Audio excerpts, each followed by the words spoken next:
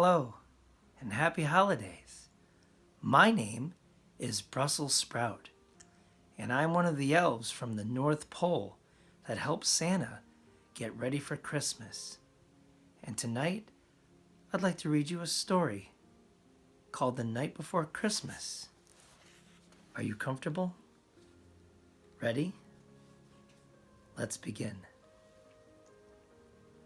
'Twas the night before Christmas, when all through the house not a creature was stirring, not even a mouse. The stockings were hung by the chimney with care, in hopes that St. Nicholas soon would be there. The children were nestled all snug in their beds, while visions of sugar plums danced in their heads. And Mamma in her kerchief, and I in my cap, had just settled our brains for a long winter's nap. When out on the lawn there arose such a clatter, I sprang from my bed to see what was the matter. Away to the window I flew like a flash, tore up the shutters and threw up the sash. The moon on the breast of the new fallen snow gave luster of midday to objects below, when what to my wondering eyes should appear but a miniature sleigh and 8 tiny reindeer. With a little old driver so lively and quick, I knew in a moment it must be Saint Nick. More rapid than eagles their courses they came, and he whistled and shouted and called them by name. Now Dasher, now Dancer, now Prancer and Vixen, on Comet, on Cupid, on Donner and Blitzen, to the top of the porch, to the top of the wall. Now dash away, dash away, dash away all. He says that. I've been with him a couple times. As leaves that before the wild hurricane fly, when they met with an obstacle, mount to the sky. So up to the housetop the courses they flew, with a sleigh full of toys, and St. Nicholas too.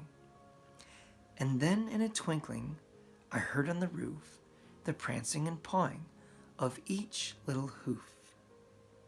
As I drew my head and was turning around, down St. Nicholas came with a bound.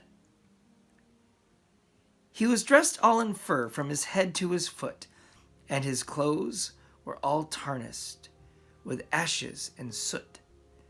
A bundle of toys he had flung on his back, and he looked like a peddler just opening his pack. His eyes, how they twinkled, his dimples, how merry. His cheeks were like roses, his nose like a cherry.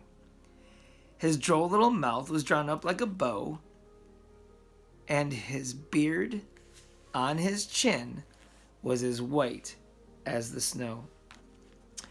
The stump of a pipe he held tight in his teeth, and the smoke, it encircled his head like a wreath. He had a broad face and a round little belly that shook when he laughed like a bowl full of jelly. He was a chubby and plump, a right jolly old elf, just like me. And I laughed when I saw him in spite of myself. A wink of his eye and a twist of his head soon gave me to know there was nothing to dread. He spoke not a word, but went straight to his work, and filled all the stockings, then turned with a jerk, and laying his finger aside of his nose, and giving a nod, up the chimney he rose. He sprang to his sleigh, to his team gave whistle, and away they all flew, like the down of a thistle. But I heard him exclaim, ere he drove out of sight, Happy Christmas to all, and to all a good night.